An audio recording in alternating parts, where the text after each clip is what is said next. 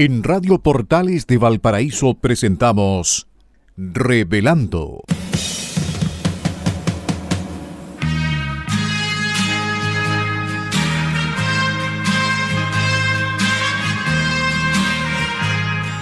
Un programa donde se abordan temas de actualidad, contingencia y la agenda cultural de la zona. Entrevistas del ámbito nacional e internacional. Revelando es presentado y auspiciado por Asofar AG, Asociación de Oficiales de la Armada de Chile en Retiro, Asociación Gremial. Con ustedes, Revelando en Radio Portales de Valparaíso.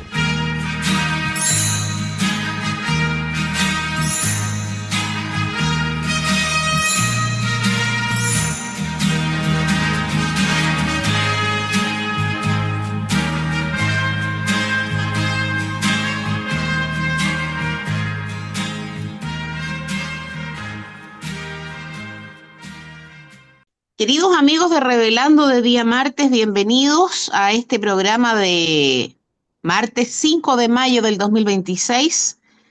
Ya hemos iniciado el mes del mar, lo iniciamos el día 1 de mayo, el día viernes. Así es que muy contentos de estar aquí porque este Revelando es un programa que, como ustedes saben, auspicia gentilmente a ASOFAR, Asociación de Oficiales de la Armada de Chile en Retiro, y todos los que hacemos Revelando, de alguna u otra manera, hemos estado durante años en la Marina de Chile, trabajando para la Marina de Chile, trabajando para el país, cada uno en su puesto. Así que para nosotros es una alegría profunda estar en el mes del mar. Y haremos alusión a eso durante todo el mes naturalmente, para culminar el día 21 de mayo con el gran homenaje a los héroes de Iquique y de Punta Gruesa. Pero iremos comentando cosas relacionadas con el mes del mar durante todo el mes. Ya he nombrado a Asofar, a quien agradecemos sinceramente su apoyo. Lo personalizo en Enzo Alvarado, nuestro periodista y DJ. Y nuestros agradecimientos también a Radio Portales de Valparaíso, la radio de la región de Valparaíso, nuestro apoyo en el tema comunicaciones, naturalmente.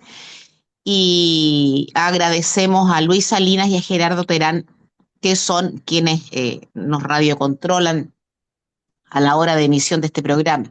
Estamos grabando el programa hoy día martes temprano, por si hay alguna noticia, algún hecho que constituya noticia y que no comentemos, y esperamos acompañarles durante esta horita ya en el regreso a casa. Bueno, habitualmente partimos con dos datos, dos notas este programa. El primero dice relación con las responsabilidades.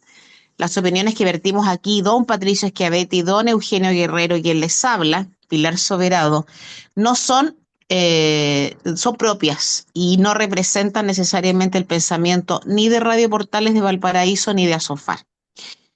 Y lo segundo es recordar, como siempre, a las víctimas de los incendios del 2 y 3 de febrero del 2024, a las víctimas materiales y a los compatriotas que murieron en esas horrorosas circunstancias, 138.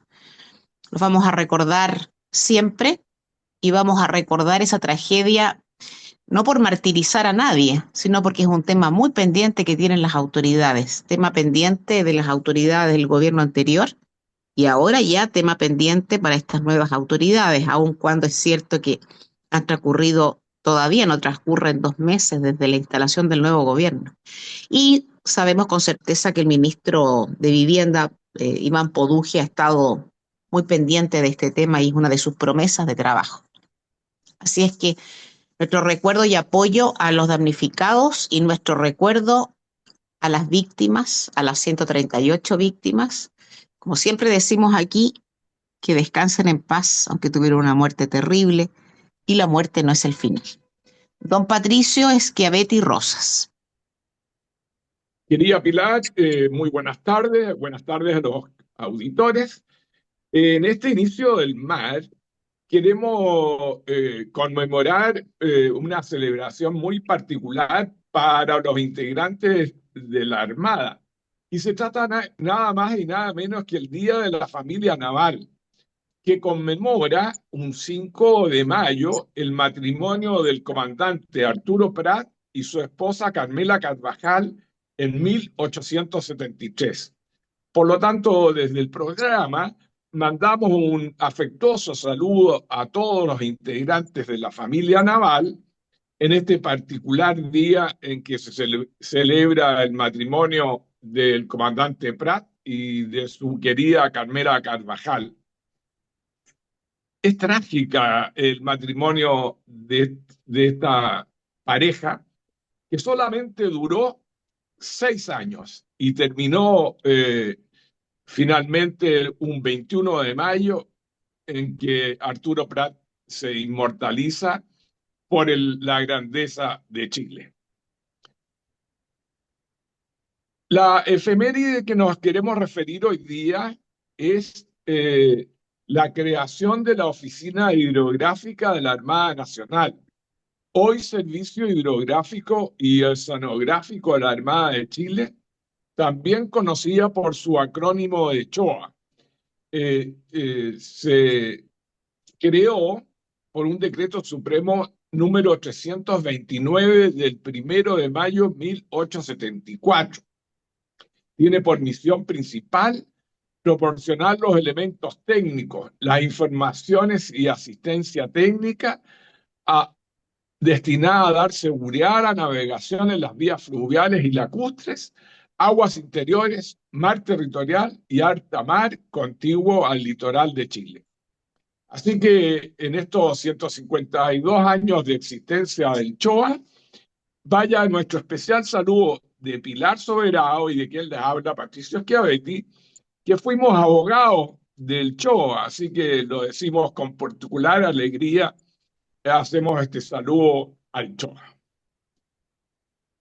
Sí, yo, Patricio, sí, que bien, el Día de la Familia Naval, recuerdo muchas oportunidades estando en servicio de haber celebrado este día en las reparticiones, así que un saludo, un recuerdo, en realidad más que un saludo a este matrimonio tan emblemático en Chile.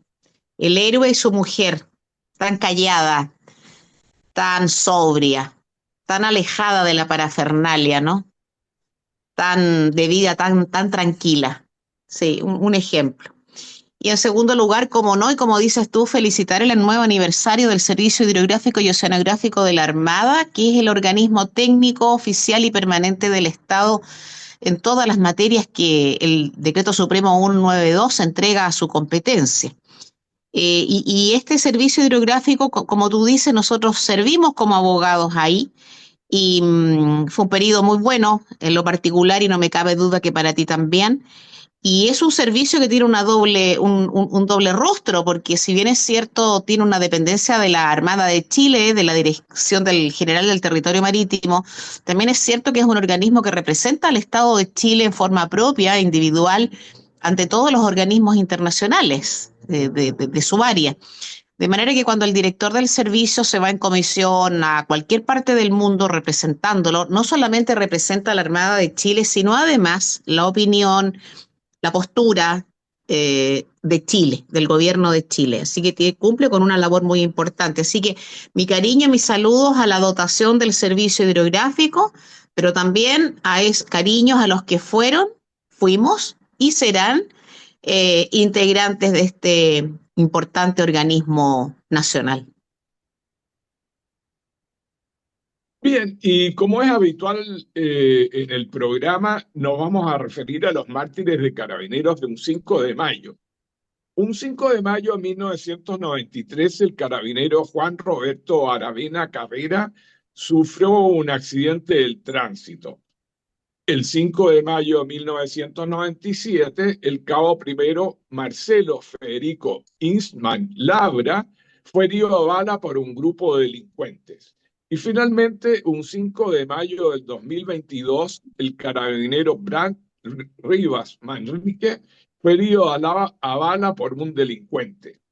A todos los familiares de estos carabineros le hacemos llegar nuestro más sentido pesar, como igualmente a la institución de Carabineros, esa institución noble que vela por el mantenimiento del orden público, el combate a la delincuencia y el narcotráfico. Así que para todos ellos, nuestro más cercano saludo, afectuoso saludo ante estos mártires de carabineros de un 5 de mayo. Sí, adhiero a tus saludos, Patricio, y agradecemos, como siempre, al general Patricio Geldres, tu tocayo, por el aporte que nos hace día a día en cuanto a los carabineros mártires y también en cuanto a efemérides. Y en relación con Carabineros, quisiera solamente acotar que terminado el mes de Carabineros de Chile, formalmente terminado, digamos que es el mes de abril, a mí me ha impresionado una vez más la cantidad de saludos, de emotivos homenajes que tuvo Carabineros durante este mes. Y ayer estaba mirando con una mezcla de alegría, de ternura, a un montón de niñitos niñitos de colegios del sur de Chile, chiquititos, con sus profesoras, ellos vestidos de carabineros, en unas motos, en unos caballitos de palo representando a los caballos en los que andan carabineros, con unos perritos de peluche representando a los perros policía. La verdad que de una ternura impresionante. Y eso creo yo que solamente muestra el cariño y el aprecio que sentimos y el agradecimiento que sentimos a Carabineros de Chile. Así es que, como siempre, pues nuestro cariño y a los mártires caídos en cumplimiento del deber, la muerte no es el final. Así, la muerte no es el final. Y quiero compartir con los auditores, Pilar, un histórico plan que se implementará para potenciar la carretera austral. Yo creo que todo lo que haga el Estado a propósito de extender la conectividad al sur me parece esencial para mantener la soberanía y la integración de esos habitantes en la zona sur austral del país. El presidente José Antonio Kast dio a conocer una millonaria inversión para intervenir un total de 244 kilómetros mediante conectividad vial, marítima y lacustre. Un histórico plan de desarrollo de la carretera austral ejecutará el Ministerio de Obras Públicas en el periodo 2026-2030. Se dio a conocer el presidente Kast, quien se trasladó hasta Río Ibáñez, en la región de Aysén, para presentar el Plan Ruta Austral Soberanía que Conecta. Se trata de un inédito programa de inversión especial en la red austral y que tiene como eje la ejecución de una inversión histórica en la Ruta 7, conocida mundialmente como Carretera Austral. El ministro de Obras Públicas, Martín Arrau, destacó la importancia de las obras, ya que trabajos de esa magnitud en la carretera austral no se veían desde hace 50 años cuando se inició su construcción. El ministro Arrau destacó que hoy el presidente Kast realizó un anuncio histórico de inversión que contempla 5 veces más en promedio de lo que se ha invertido en las últimas décadas. Serán cerca de 800.000 millones de pesos en proyectos concretos que ponen el foco en la soberanía nacional. Así que el plan contempla 20 iniciativas viales, pavimentos en ejecución y por ejecutar, caminos básicos y 2 puentes, 3 proyectos marítimos y lacustres, además de 2 nuevas barcazas, una para el lago General Carrera y otra para el lago O'Higgins. Sí, yo también estuve atenta con esa información. Ahí vi al presidente de la República, al ministro de Obras Públicas y vi a la gente, a las autoridades de la zona. Lo encuentro estupendo, ¿no? Yo no en este tema de conectividad no hay ninguna cosa que reclamar, no hay nada que objetar. Por el contrario, Chile es un país al que no es tan fácil comunicar. Quizás en la parte continental sí, porque podríamos decir que hay una carretera panamericana recta y las rutas accesorias, ¿no? Las demás. Pero en el tema del sur de Chile es extremadamente complejo por lo desmembrado del territorio. Entonces, que se continúe con la construcción de la carretera austral, que fue iniciada durante el gobierno militar, que tuvo naturalmente, esa fue la visión militar, de que había que unir a Chile completo y que los trabajos se amplíen ahora. No me cabe duda que ahí el cuerpo militar del trabajo va a ser el trabajo, valga la redundancia, en el que siempre ha estado presente aquí, además de la que yo espero sea bastante inversión para procurar la conectividad, como dices tú, con terrestre, marítima y fluvial. Lo encuentro muy bien, es un proyecto de largo plazo, pero bien concebido aparentemente y que requiere esfuerzo, trabajo y que requiere control en las platas públicas. Mucho control en las platas públicas, porque es una cantidad importante de dinero. Así es que éxito, éxito y estupenda idea y éxito en la construcción. Espero que podamos ver, si Dios quiere, esta nueva conectividad, la conectividad que falta con la zona sur. Así es. Y en el plano internacional pudimos apreciar una jornada de protesta mundial por la liberación de los presos políticos venezolanos. Se trata de una convocatoria a nivel mundial formulada por María Corina Machado el día domingo 3 de mayo último. La movilización anunciada este 2 de mayo se realizó simultáneamente en más de 120 ciudades del mundo y en al menos 20 puntos dentro de Venezuela bajo el lema "Salimos hasta que salgan todos". La jornada está centrada en la liberación de los presos políticos y se realizó en Venezuela cerca a los alrededores del SEBIN, en el Helicoide, uno de los centros de detención más denunciados por violaciones de los derechos humanos. Sin embargo, la convocatoria fue mucho más allá de Caracas y comprendió ciudades como Valencia, Maracaibo, Barquisimeto, Mérida, San Cristóbal, Puerto Ordaz y Maturín. También tendrán concentraciones en otras partes del mundo como Madrid, Barcelona, Valencia, Buenos Aires, Santiago, Bogotá, Lima, Quito, Montevideo, Panamá, Brasil, Canadá y Estados Unidos, Italia, Francia, Portugal, Bélgica y Países Bajos. Así que esta movilización tenía por foco fundamental la exigencia única y clara de la liberación total e incondicional de los presos políticos en Venezuela. Sí, yo fíjate, Patricio, que todavía no estoy muy clara con respecto a, o sea, sí, Estados Unidos, el gobierno de Donald Trump ordenó ¿cómo se llama? La extracción de Maduro y la mujer de Venezuela y entiendo que ha habido movimientos importantes en la cúpula venezolana, pero ahí sigue gobernando esta señora Delcy Rodríguez y la verdad es que yo no veo, los presos políticos no han sido liberados en su totalidad. Y yo no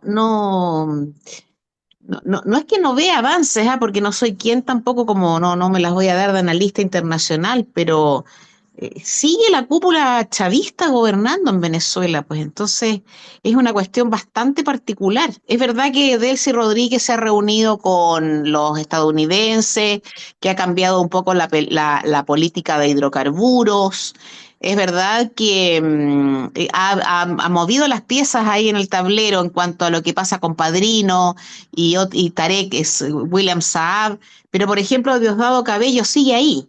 Jorge Rodríguez, su hermano, que es uno de los más terribles junto con ella en este tema del apoyo a Chávez y posteriormente a Maduro, también siguen ahí. Entonces, es una cuestión bien particular. Yo no sé si Estados Unidos, el gobierno de Trump, lo que estará esperando o no esperando nada, estará esperando que derechamente Venezuela afiance o regularice su política de exportación de petróleo y lo encamine básicamente a Estados Unidos de Norteamérica y que esa explotación del petróleo esté a cargo de empresas norteamericanas y sea solo eso lo que le interese. Yo no lo sé. Me quedé un poco perdida con el tema venezolano, Patricio. Sí, yo lo comparto contigo también, Pilar, porque esto de que se estabilice el país y que pueda venir el retorno a la democracia y que hayan elecciones libres, no se ven tan pronto, y menos con Delcy Rodríguez, que era una de las implicadas, diría yo que una de las integrantes del mando y parte de la dictadura con Maduro. Así que Diosdado Cabello y la misma Delcy Rodríguez eran parte de todos los jerarcas de esta dictadura venezolana. Por lo tanto, yo no veo que vayan a haber elecciones libres pronto y que pueda finalmente retornar María Corina Machado. No, Así que gran esa- preocupación. No entendemos cuál es el plan de Trump en este proceso de retorno a la democracia, pero con ella a la cabeza no avanza mucho el proceso. no, la verdad es que no, no, es una cuestión bien particular, ¿ah? Yo la verdad es que no estoy muy clara con respecto a eh, cómo se desarrollará esta historia, porque la verdad es que uno entiende que lo que tiene que pasar es que se limpie la casa, como hemos comentado varias veces, ¿no es cierto? Eh, pero ha pasado un tiempo, bueno, tampoco ha pasado tanto tiempo, pero es que no se ven, digamos, diría yo, avances en el tema de los presos políticos, en el tema político venezolano. ¿Te fijas? Entonces es una cuestión que a uno le llama la atención, indiscutiblemente. Yo creo que estamos en tiempo de ir a nuestra eh, pausa musical, que va a estar dentro del concepto de lo que vamos a hablar en la segunda parte del programa, a propósito de la corrupción en España que salpica a las puertas del gobierno de Pedro Sánchez, el presidente de gobierno. Así que yo te sugiero que vayamos a la pausa musical, que muy bien tú has elegido un tema muy pertinente al tema que vamos a hablar en el segundo bloque. Sí, como le vamos a dar un par de palos al gobierno español en el bloque que viene a continuación, y con esa teoría de la zanahoria y el garrote, vamos a poner como intermedio musical un paso doble taurino de esos tan bonitos y emotivos. Este es un paso doble del principio de los años 30 de Jesús Fernández Lorenzo y de Jesús Quintero, que se llama En el Mundo, no en el mundo, En el Mundo. Es un paso doble muy bonito, muy emotivo y es un poquito para aligerar nuestros comentarios que vienen a continuación. Así que vamos a la pausa y volvemos.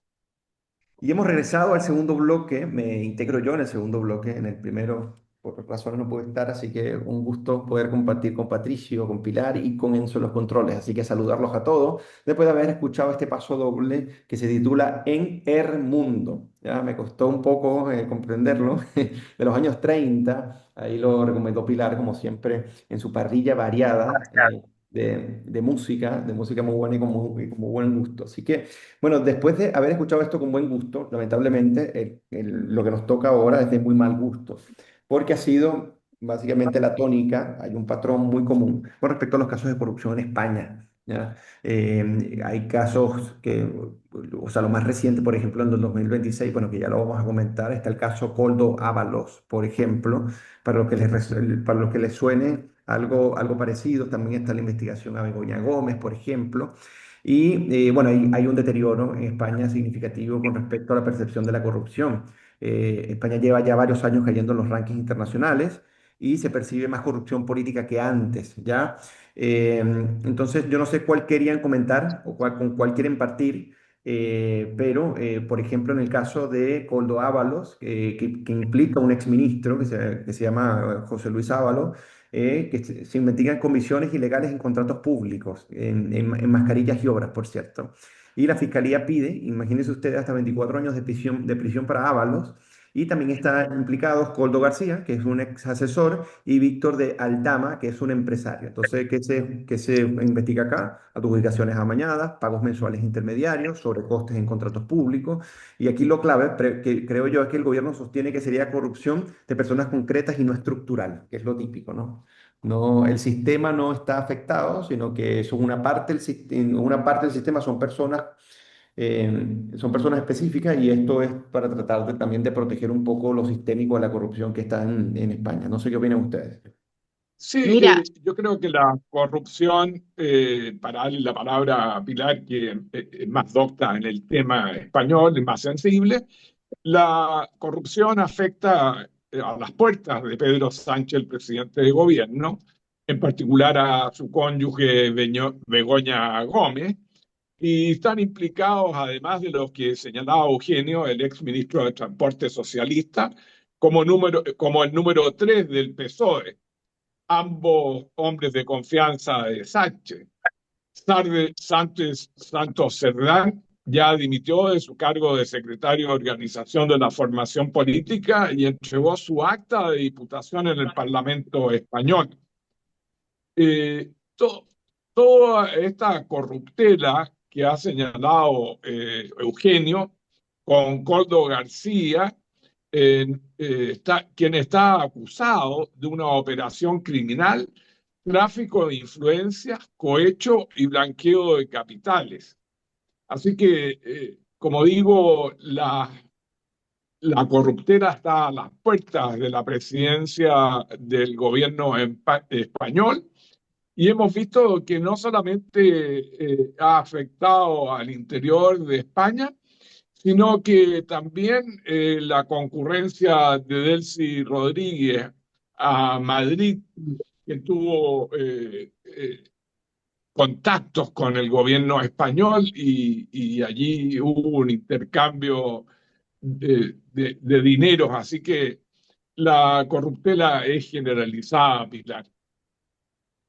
Sí, la verdad que el caso español es un caso bastante emblemático, en general en Occidente. Yo sobre Oriente no puedo hablar mucho porque no tengo mucho conocimiento, pero en el tema occidental alguna noción tiene uno de los procesos de corrupción. Y el caso español es emblemático. Hay muchos españoles que no pueden entender cómo es posible que se sostenga un gobierno con todos los casos de corruptela que lo amenazan. Como bien dices tú, dicen ustedes, está amenazada está imputada ya, está 5 veces imputada la cónyuge del presidente de gobierno, sus principales asesores, los que fueron los secretarios de organización del partido, el ministro José Luis Ábalos, que fue ministro de Transportes, o sea, y tuvo un altísimo puesto en el Partido Socialista. Y toda esta corruptela, que es la corruptela que también nosotros de alguna manera conocemos, pero no en este grado, a este grado, es el amaño en la obra pública, la petición de coimas a los empresarios que hacían, que construían, el robar dinero, inventarse trabajos. Y en el caso de José Luis, a ver, en el caso del famoso Coldo García, este Coldo García Izaguirre, porque aquí los apellidos ya son, aquí son de lo más elegantes, pero allá son de lo más común. Este famoso Coldo García era un guardaespaldas de un prostíbulo de Pamplona, el Rosalex. O sea, y un hombre absolutamente oscuro y que incorporado a la maquinaria del Partido Socialista, llegó nadie sabe cómo a incidir en un montón de negociados de la más amplia categoría, del más amplio espectro. Es una cuestión impresionante. Y además de eso, que nadie se explica, como una persona que además en juicio ha dicho que no tiene conocimiento, que es una persona humilde, que no tiene muchas luces, nadie entiende las millonadas que movió. Y otro tema también que no deja de sorprender es que el famoso José Luis Ábalos, que está preso, igual que Coldo, están cumpliendo pena de prisión, pena privativa de libertad, cautelar, es un hombre que además de todo este enredo de las platas, es un hombre, a ver, no sé, no quiero ser grosera, eh, a ver, no quiero ser grosera, pero un hombre al que le gustaba mucho la vida de la prostitución. ¿Ah? Sí. Y esa vida de la prostitución sale a colación en sus declaraciones y habla desembosadamente de las relaciones que tenía con una fulana. Y el problema es que todos esos vicios que él tenía, que puede tenerlos, pero que se los pague con dinero propio, se los pagaba los españoles, se pagaba con dinero del fisco español. Y todas ese rasquerío infinito, porque esa es la expresión, no es muy fina, pero esa degradación absoluta moral, económica, política, social, se está ventilando hoy día en los tribunales españoles. El gran problema, y es que nosotros lo comentábamos fuera de micrófono, es que desde la llegada al poder de José Luis Rodríguez Zapatero, muy amigo de Delcy Rodríguez, Eugenio, muy amigo, ella le dice a él, mi príncipe, ¿no? Desde la llegada de este caballero pasaron dos cosas en España. Primero, la revalorización, el desenterrar el tema de la guerra civil española. Otra vez, los españoles enfrentados, porque eso le da rédito a la Así. izquierda. Y luego el tema de la corruptela. ¿Ah? El tema de la corruptela que ha sido desembosada con la izquierda. ¿Ah? Entonces, lo que muchos europeos dicen, pero esto no podría pasar en otro gobierno europeo. Sería imposible que pasara en Alemania o en Bélgica, con todo lo curioso que es Bélgica, o en Noruega, y pasa en España porque las principales instituciones españolas están traspasadas. El Poder Judicial, Fiscalía, el Tribunal Constitucional, el Tribunal de Cuentas, las empresas públicas más importantes. eh, y es una tragedia para mi gusto. ¿Ah? España en realidad sí es un país distinto al resto de los países europeos. Por lo pronto está en una península, tiene islas, tiene una historia distinta, pero tiene una historia distinta para lo bueno y para lo malo. Para lo bueno porque el imperio español hizo mucho, hizo lo que ningún imperio, lo que ningún país hizo en el mundo, pero tiene de malo y es particular porque pasan estas cosas que la verdad que son tan aberrantes. Nosotros en Chile nos hemos impresionado con el tema fundaciones y con el tema del INJUV y con el tema de las platas que el ministro traspasó a la universidad, el de educación traspasó a la universidad donde después llegó a estudiar. Una serie de irregularidades, pero estas irregularidades españolas son exponenciales, son unos platales porque son en euros además. Entonces, para mi gusto que es un espectáculo muy triste y que sienta cátedra y demuestra lo que hace la izquierda radical cuando llega al poder, porque a todo esto, esta izquierda que está gobernando en España, el Partido Socialista, más los de la ETA, más los separatistas catalanes, no tienen ninguna intención de dejar el poder y adormecen a la opinión pública precisamente para no dejarlo. Y como en España hay sol, se vive bien, se come rico. Hay mucha gente que está adormilada con esta historia. Sí, sí. Mira, esto lo que comenta es muy interesante porque lo que ha pasado, Pilar, para agregar, o sea, yo solamente, o sea, no conocía con tanta profundidad como tú conoces el tema, es que es un patrón muy común en América Latina, pero que normalmente la izquierda comienza a prepararse para cuando no esté en el poder y para eso la corrupción es muy necesaria, pero además Claro. crear redes de corrupción. Por eso que normalmente los tribunales de justicia, cuando hay gobiernos de izquierda y pasan cierto tiempo, terminan tribalizados, defendiendo intereses de partidos políticos. Y llega un momento que lo que está pasando en España con respecto a la izquierda es que el PSOE, cada vez más radical, no se está diferenciando de la izquierda más radical incluso con respecto a las opciones separatistas, ¿no? El caso que yo creo que es emblemático y que ya tú lo tocaste, el caso de Rodríguez Zapatero. Zapatero no solamente es que esté metido en hechos de corrupción, sino que él ha sido básicamente la figura central de habla hispana, o sea, que conecta el continente europeo con América Latina para el caso venezolano, para tratar de salvarle la cara y limpiarle la cara al régimen totalitario, asesino y criminal narcotraficante como fue el de Chávez primero y el de Maduro. Él está implicado mucho con el maletín con respecto a Delcy Rodríguez, que es persona no grata, básicamente, y que Zapatero está operando, básicamente para tratar de darle estabilidad al régimen tomando en cuenta que está Estados Unidos básicamente manejando los hilos y teniendo el gobierno títere, que es el gobierno de Delcy Rodríguez. Entonces yo creo, Pilar, que la corrupción es consustancial a ellos porque la mayoría de estas personas son personas que en la vida privada, en el mercado, o sea, ellos se dedican a la política profesional y la política profesional no le da rédito para su aspiración totalitaria y su Mm. aspiración hegemónica. Su aspiración hegemónica tiene que trascender la figura del Estado mismo y necesitan que el Estado mismo se expanda y logre tomar educación, medios de comunicación, e incluso empresas que forman parte, yo no sé si acá se usa el término de testaferros, que eso también está Sí. ocurriendo muchísimo en España, y Mm. necesitas testaferros para poder no solamente extender tu red de crimen, sino que tu red de crimen te garantice ciertos ingresos para que el tema del poder no sea solamente con respecto al Estado, sino en la sociedad en su conjunto a través de estos mediadores que nosotros llamamos partidos políticos y que son sustanciales para poder llegar al poder y perpetuarse. Entonces, es preocupante lo que está ocurriendo en España porque se ve una sociedad lamentablemente sin esperanza. Sin Mm. esperanza en el sentido de que es una sociedad que se está quedando envejecida, que su capital humano cada vez se está yendo más del país, que las propuestas cada vez están más radicalizadas para ambos sectores, que hay una especie de estabilización del PSOE y del Partido Popular, fundamental, sobre todo en los sectores de 45 años hacia arriba, de manera significativa, la posibilidad de cambio se hace muy difícil con respecto al voto tradicional hacia estas dos organizaciones que se han convertido en lo que Peter Mayer decía de los partidos generales en Europa, en partidos carteles, básicamente. Los partidos cuarteles terminan tratando de beneficiar sus intereses corporativos en lugar de la demanda ciudadana y los cambios que necesita.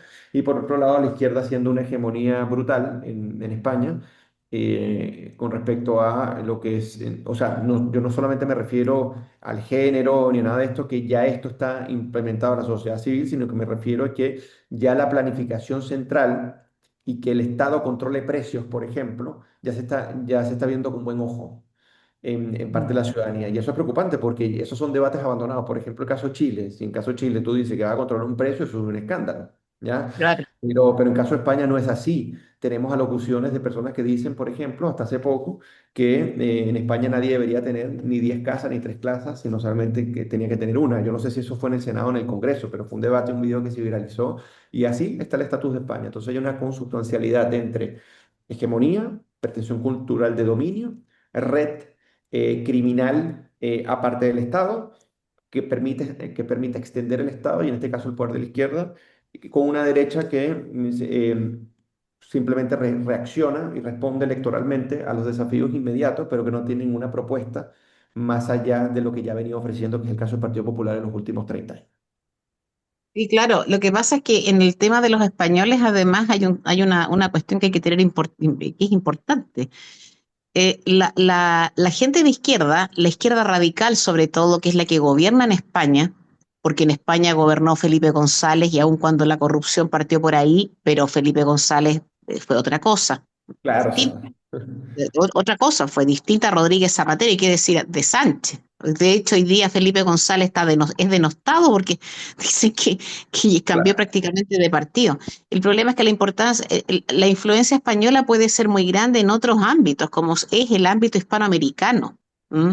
Y ese es otro problema, que no solamente la corruptela y el mal gobierno y esta izquierda radical, esta izquierda ramplona, ignorante, se quede ahí, sino que además exportan sus cuestiones a los países hispanoamericanos, porque es altamente improbable que exporten sus tonteras a Noruega, pero Exactamente. a América sí.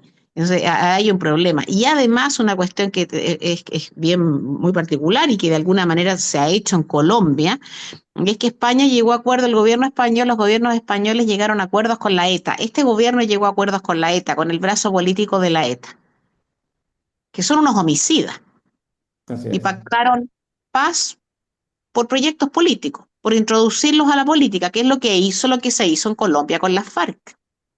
¿Te fijas? Entonces, o se fijan, entonces eso es una cuestión muy delicada, muy delicada. A mí me da una pena profunda lo que pasa en España, una pena profunda porque son día tras día, y no es solamente la prensa opositora ¿cómo se llama a Sánchez? Es que hasta lo dice la gente socialista, que son cuestiones tan aberrantes, tan feas, es una corrupción tan extendida, que es impresionante. Y se roban millones y estrictamente no pasa nada. Se ponen en cargos de importancia ganando unos dinerales y no pasa nada. Claro, como dijo una vez una ministra de gobierno español, la Carmen Calvo, bueno, el dinero fiscal, el dinero público no es de nadie. Y con esa teoría vamos robando nomás. Eso tiene que servir a las derechas, y en este caso a las derechas chilenas, para darse cuenta de cómo tienen que actuar. Así es, claro. Hay que ser pasivo en esto, hay que ser activo y tener presente que la izquierda siempre va a estar al frente para gritar, para oponerse radicalmente a todo, pero aún así hay que seguir, no hay alternativa. Sí, sí, Y no, y llama la además que, atención sí, que en el entorno directo de Pedro Sánchez esté involucrado, ya dijimos Begoña Gómez, su mujer, y también el hermano del presidente David Sánchez, que está en el ojo de la justicia y irá a un juicio por supuesto tráfico de influencias y prevaricación, Sí. por cómo se le otorgó el cargo público regional que ostenta. Entonces, todo el entorno del presidente de gobierno está afectado. Algunos ministros jerarcas importantes del Partido Socialista Español. Y como respuesta a eso, como bien ustedes lo han señalado, no hay una derecha como el PP y Vox que tengan claro un programa de gobierno, una respuesta a esa corrupción que mueva los corazones españoles y exijan un cambio de gobierno y la dimisión del presidente del gobierno español.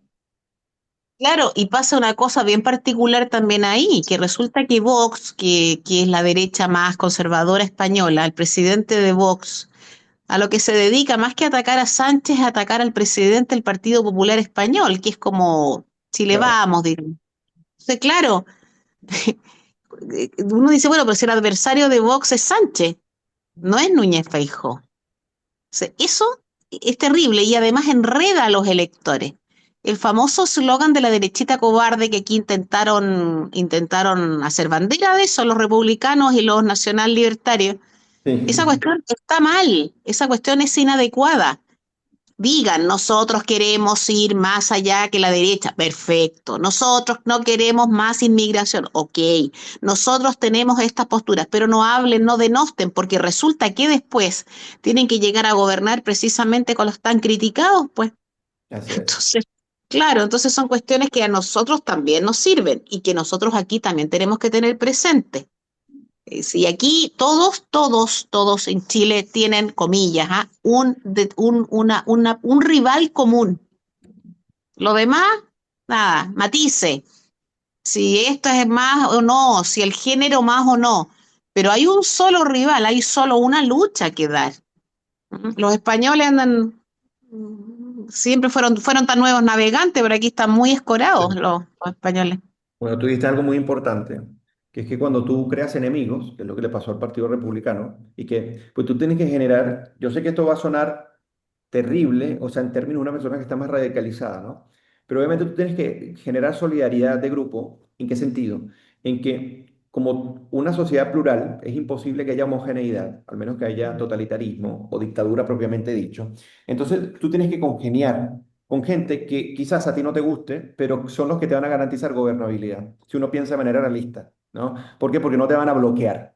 Entonces, uno tiene que ser políticamente lo suficientemente responsable para ser, o sea, ser una persona con convicciones fuertes, pero también con un sentido de la realidad prominente, ¿ya? Y que pueda acercarse a ese espacio a pesar de que no haya homogeneidad.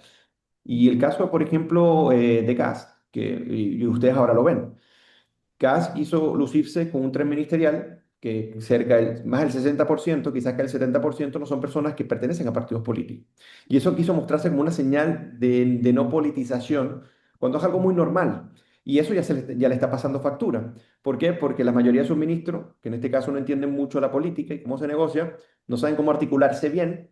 Entonces, cuando tú tienes díscolos a lo interno y tienes un presidente que ni siquiera se reúne con sus ministros, hay un desastre en la moneda. ¿Me entiendes? O sea, tiene gente técnica muy buena, eso sí, no son unos locos, como pasaba con Boric, pero llega un momento que si tú no tienes una capacidad de congeniar con aquellos que incluso no te gustan de tu sector para poder darle gobernabilidad al país y así hacer un frente a una oposición que casi que está desapareciendo porque es irrelevante, pero sigue haciendo mucho daño con respecto a la narrativa, entonces pasa lo que dice Pilar. Mira, estás fuera de la realidad, no tienes una base como mantenerte en el poder de manera efectiva, entonces pones en riesgo cuáles son los proyectos esenciales que prometiste que ibas a resolver un conjunto de problemáticas en tiempo récord. Ese tiempo récord no llega porque es imposible materialmente y por otro lado pone en riesgo que tu proyecto termine por pasar. Ojalá el plan de reconstrucción termine por pasar, ya la idea de legislar está. Ojalá su aprobación llegue lo más pronto posible, pero lo que trato de decir es que cuando tú te haces enemigos para darte gusto y llegar al poder, en democracia te va a ser muy difícil gobernar de manera tranquila y sin bloqueo, que eso le termina haciendo mucho daño al país en general. Así Hay es. que recuperar los Patricio, filtros, Pilar. ah, La sí, política no puede ser sin filtros. no, está claro, está claro. Patricio, Sí, volviendo al país, estamos preocupados indudablemente que este plan de reconstrucción que se debate en la Cámara de Diputados se apruebe la idea de legislar y finalmente pasa a sala y se apruebe para finalmente sea tramitado a la brevedad en el Senado. Yo espero que dos ministros con manejo político, como es el ministro del Interior Alvarado y García Ruminot, que fue un senador de larga data de actividad parlamentaria, haya concretado los acuerdos pertinentes y haya dialogado con todos de manera de finalmente llegar a estos acuerdos y aprobar este proyecto tan emblemático del presidente Kast, porque si no las consecuencias serían bastante preocupantes para el gobierno y para su futuro. Eso es mi opinión. Exactamente. Señores, don Eugenio, don Patricio, don Enzo, tenemos que irnos. Sí, nos llegó la hora, digamos. Así es que muchas gracias y gracias también a nuestros auditores por escucharnos en esta horita de programa. Que tengan una estupenda semana. Mañana llueve, dicen, así que a cuidarse y a andar con cuidado por la calle. Muchas gracias. En Radio Portales de Valparaíso hemos presentado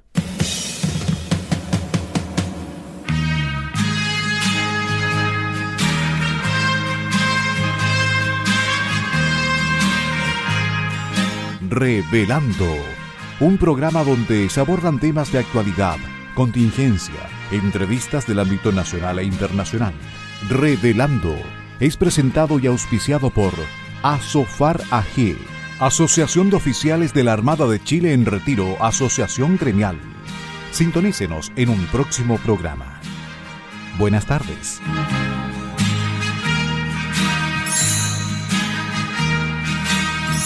Las opiniones vertidas en este programa son de exclusiva responsabilidad de quienes las emiten y no representan necesariamente el pensamiento de Radio Portales de Valparaíso.